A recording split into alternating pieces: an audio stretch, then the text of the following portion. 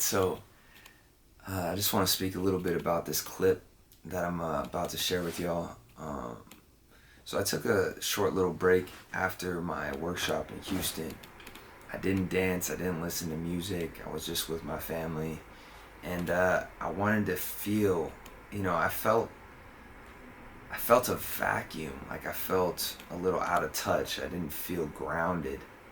And I was just so grateful for my movement practice in the sense that it was a place that I could go to analyze my thoughts, to question things, to think.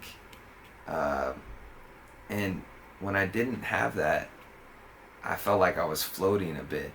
But then I reflected on this idea that if you're not where you want to be, or you haven't achieved what you wanted, then you have to try things you haven't done before.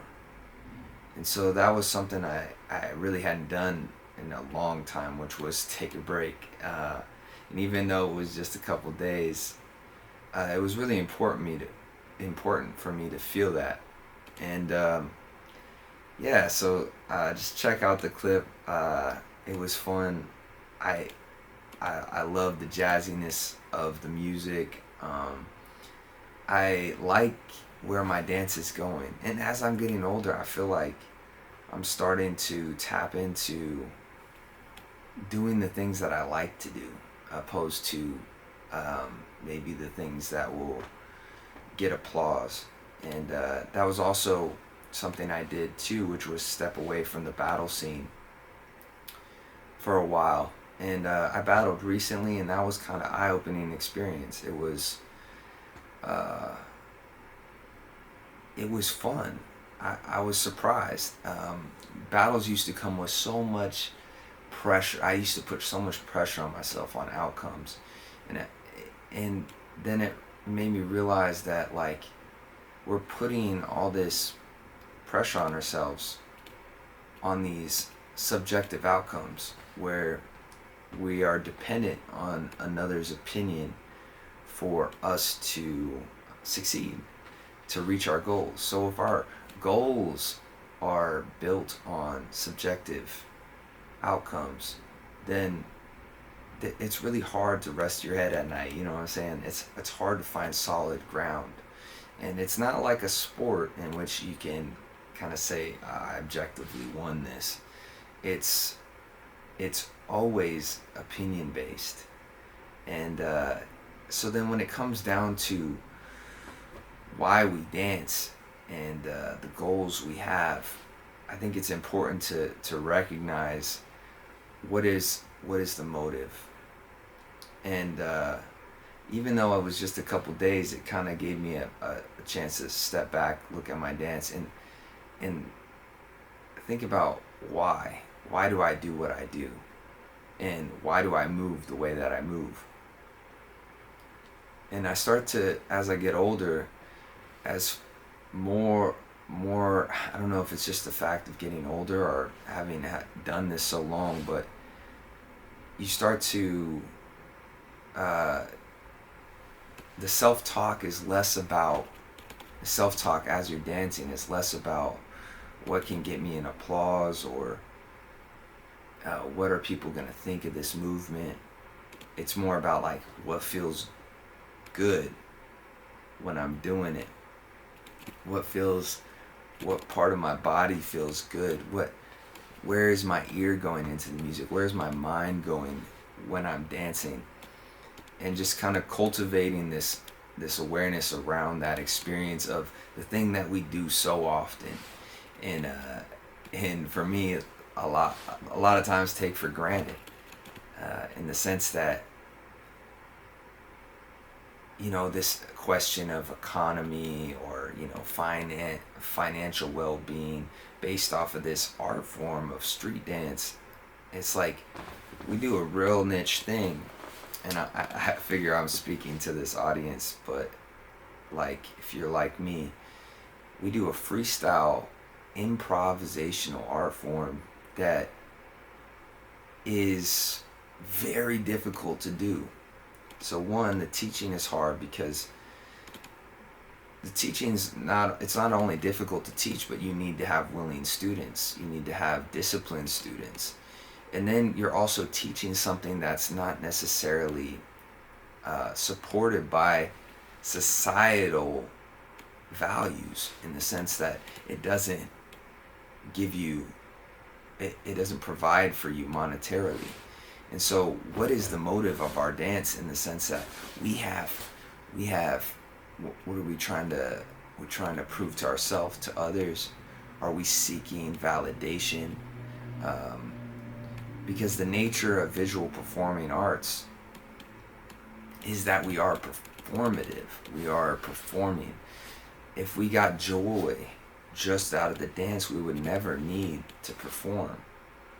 And I know this is kind of black and white, but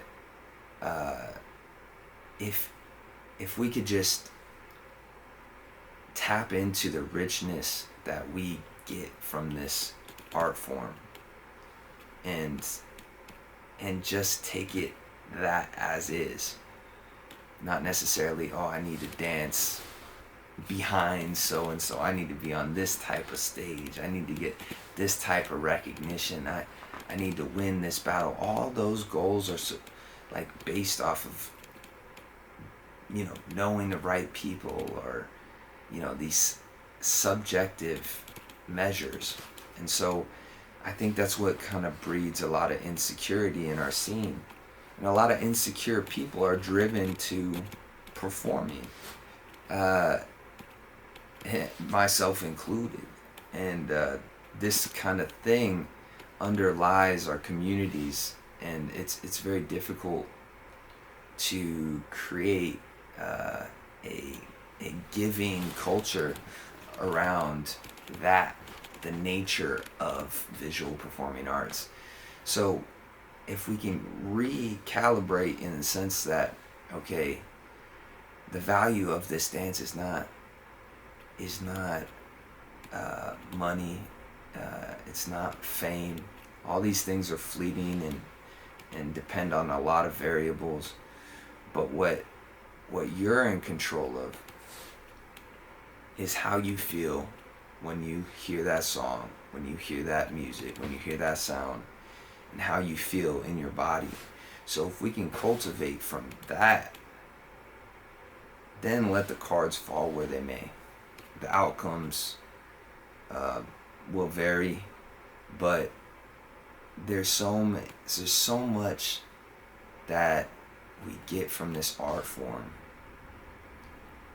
that so many other people with tons of money, with tons of fame, would kill for that experience of freedom in those moments, sharing with our friends, and sharing ideas, and that public vulnerability, and you know, reinforcing authentic expression. That we're so rich. We just have to be grateful for what it is that we have. And that's something that I was experiencing in this clip, just kind of practicing in my backyard, but also reflecting on this type of thought. So anyways, hope y'all enjoyed the clip. It's a little short snippet of the practice session, but yeah, onwards and upwards, you know. If we can just develop that gratitude and that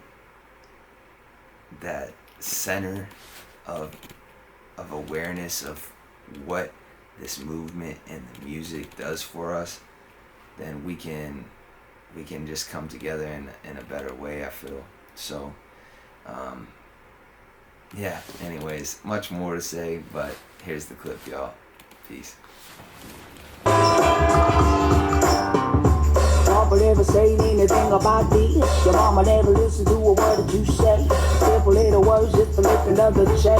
So lady in my grave, holding the gaps and they can get up. Holding up the ropes and they get some up. Strategy lost and I'm on the top. And now I cry for hate, but lies the truth to either pay. You know you got to say, I think, time forced to lose again. Now they recognize your name. Simple word is all I say. No more lies and arguments. Start again, start again. Turn around, don't you come back this way. I hold my ground, never take your judgment. Whoa, don't turn around, don't you come back this way. I hold my ground, never take your judgment. So why you gotta lie for? Why you gotta speak for? Why you wanna tell all the things that you know we just don't agree on? Oh my bad, did I put you down so sad? So you blame myself, you mad? If you I can't, oh well, get off the bus and ride yourself. I'ma turn it around, get in the mouth, settle me out, figure it out, speed your mind to find this. Hold up,